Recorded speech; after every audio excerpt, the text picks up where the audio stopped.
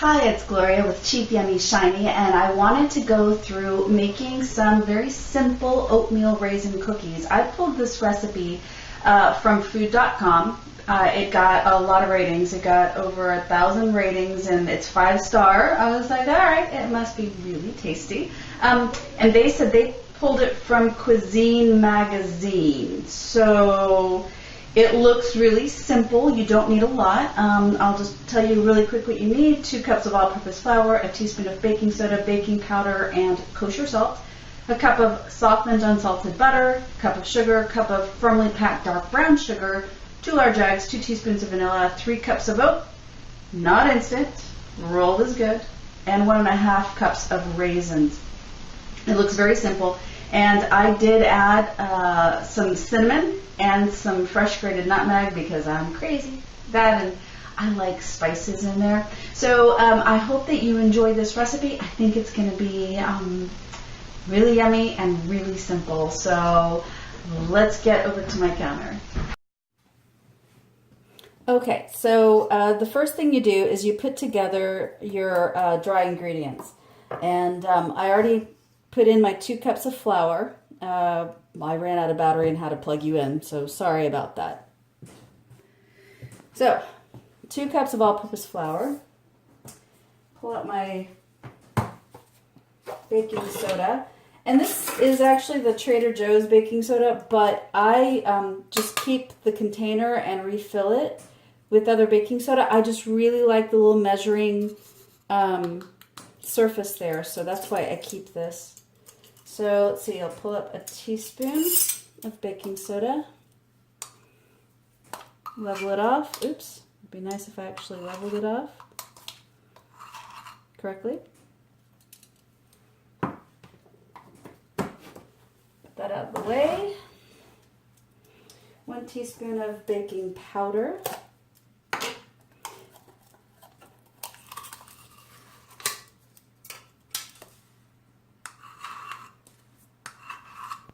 Teaspoon of baking powder. 1 teaspoon of kosher salt. This is actually not kosher salt, but it is a bigger grain salt. Good for that. There we go. 1 teaspoon of kosher salt. So you take this little guy, whisk everything together.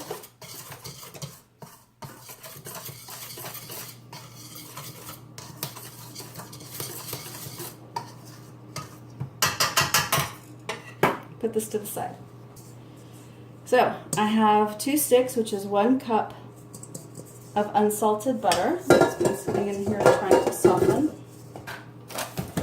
So then we have 1 cup of regular white sugar. Normally I'll have like the raw sugars and stuff, but I'm trying to use this up. Someone gave this to me, and I'm all waste not, want not. So I won't waste it. I'll use it for desserts. So 1 cup of plain regular sugar. So we have 1 cup of firmly packed dark brown sugar. And a trick to keeping your dark brown sugar, your brown sugar moist and not packing together into a rock solid mass is to put a piece of fresh bread into the container. In this case, I actually usually have this bag in another Ziploc bag, and then or an airtight container, and then I put a piece of bread outside of the bag, and it does really help. Put that in there.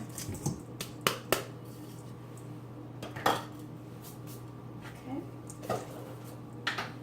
And if it's already gotten hard, another trick is to actually put a piece of fresh, very fresh bread in with the hardened dark brown sugar, and it does help soften it up. So you can always try that as well, and that helps. Okay, I like my areas neat, so clean that up. So then I have 2 large eggs.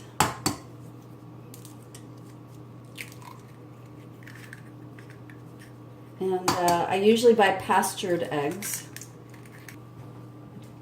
And then last but not least, on the wet ingredients, 2 teaspoons of vanilla, and I'm using Trader Joe's Pure Bourbon Vanilla Extract. You can get better.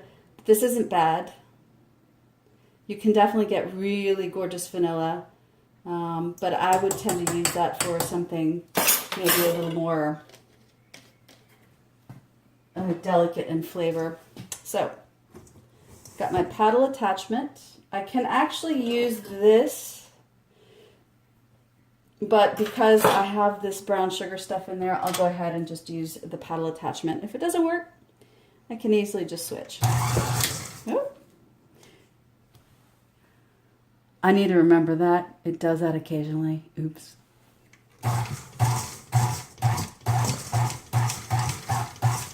The sugar went everywhere.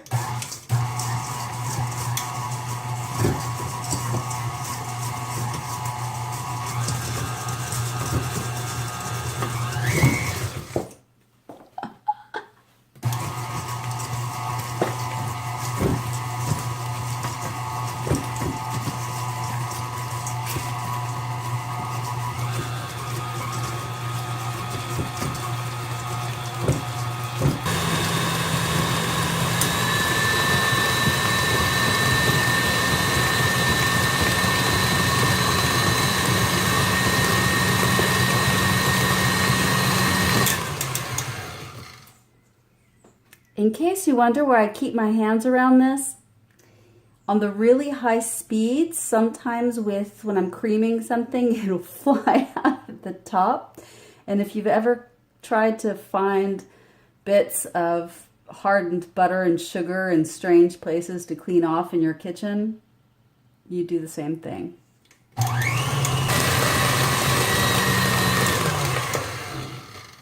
While I'm creaming this together, I thought that I would add some cinnamon into my cookies because I happen to love cinnamon. Cinnamon is like the best spice ever, only next to hot peppers, frankly. I think I could live without salt if I had cinnamon and hot peppers. Oh, and cilantro. And lime, but that's not really a spice, but a flavor. You know what I mean. I'm Mexican. I like all those flavors. Well, while I'm fighting to do this, there we go. I'm going to go ahead and put a half a teaspoon of cinnamon in here. The other thing I'm going to do is get some of these whole nutmegs, and I'm just going to grate a little bit because what's dessert without nutmeg? So I'm going to put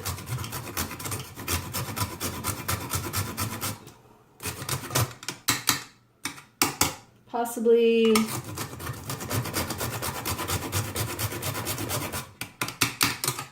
a half teaspoon of grated nutmeg, freshly grated nutmeg, into my batter as well.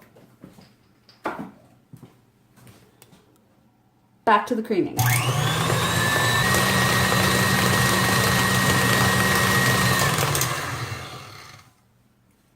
All right, so this has, creamed up nicely. And you'll notice, let's see if I can pull this off. There we go. Try not to make a mess here, but it's lighter in color and it's nice and fluffy. So that way you know you've got it mixed correctly. So then you take the flour mixture, and what I'm going to do is, see, the thing about working with flour is people overmix cookies, cakes, breads, and what ends up happening is the more that you mix flour, the more it develops the gluten strands, the gluten bonds, and it makes for a tougher or denser or something, whatever, you know, whether it's cookie or bread or whatever it is that you're making. And if you want something really dense and a little tough, then fair enough. But if you want a fluffier, nicer, softer cookie, for instance, you want to mix it less. So what I'll do is very gently put everything, pardon me, wrong direction, put everything, the whole flour mixture in there in very low speed. What I'm going to be doing is sort of very gently mixing things in. If you're doing it by hand, you don't have to be quite as careful, but you just have to just mix it until everything is just incorporated. The whole thing is to not overmix.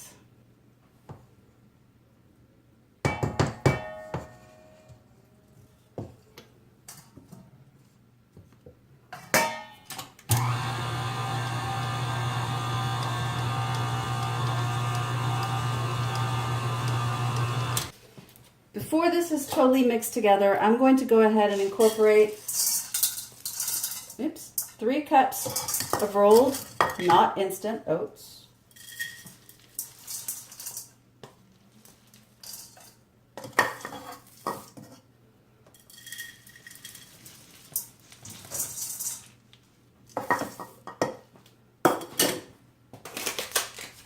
And 1½ cup of raisins. For something like oats and raisins, unlike flour, I'm not going to be quite as exact or worry about being as exact on the measurements because it's not as crucial. On something like flour and baking soda, yes, it is a bit crucial. So then I'll sort of guesstimate the half.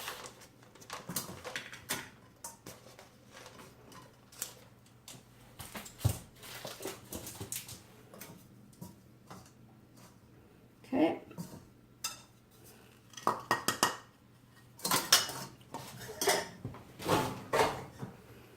And here we go, carefully.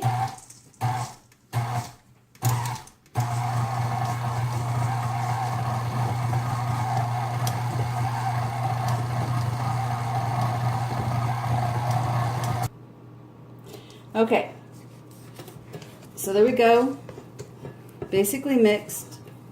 And you know, if you have a few things at the bottom, don't be afraid to get your hands down in there. You can totally just stick your hand in there and play around with it and make sure it's mixed. But like I said, just try not to overmix too much. I don't think I did here because it's just barely put together. Okay, so now that the dough is ready, I use parchment paper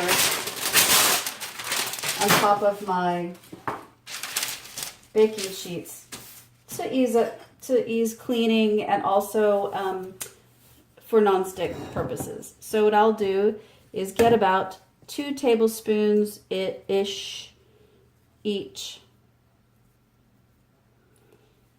onto my baking sheet. That might be a little bit more than 2 tablespoons. There we go. Doesn't have to be perfect.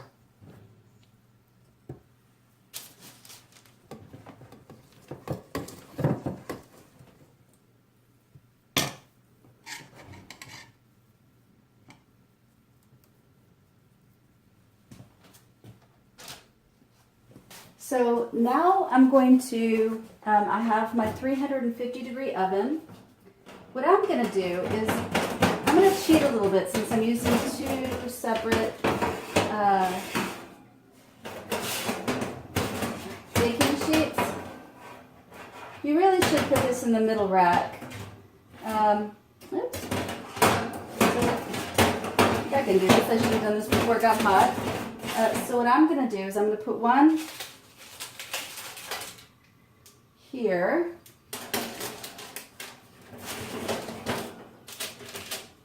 And I'm going to put the other one here. So they're both in the middle, just one's on top of the other.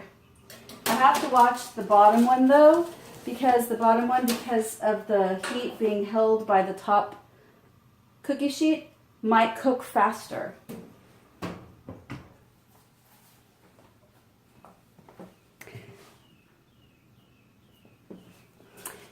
So this is supposed to be in for about 11 to 13 minutes on 350 degrees. I'll start my timer, and in about like 9 minutes, I'll check that bottom rack. Like I said, because it's in the middle, but it has the sheet on top of it, it'll radiate heat from the top and it might cook faster.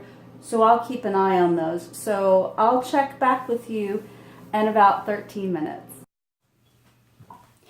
Okay, so once you pull them out of the oven, you let them rest on the baking sheet for 2 minutes before transferring them over to a cooling rack. I do have a couple of these, so I've got to pull out the other one. And obviously the parchment paper makes pulling these off very easy. And because I made them so big, I ended up cooking them a little bit longer.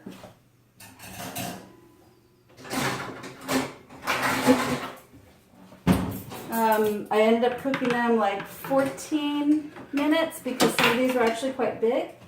But as you can see, they look yummy and tasty. And of course, while I was waiting for everything to bake, I washed everything up because I gotta say, there is absolutely nothing worse than finishing up making a gorgeous dinner or baking something really scrumptious and yummy and then turning around and having a sink full or a kitchen full of dishes. Okay, so I finished baking everything. Everything is cooled, and I've put some in a bowl here. They are, they're delicious, and they're a little bit crisp on the outside, but they're chewy and soft on the inside, exactly how you want an oatmeal raisin cookie. So I hope you try this. Let me know if you like this recipe. I'll go through online and pick out recipes occasionally just to play with, see what happens. So thank you for joining me. This is the first edition of Scrumptious Sunday, and I hope that you enjoyed it. Thank you.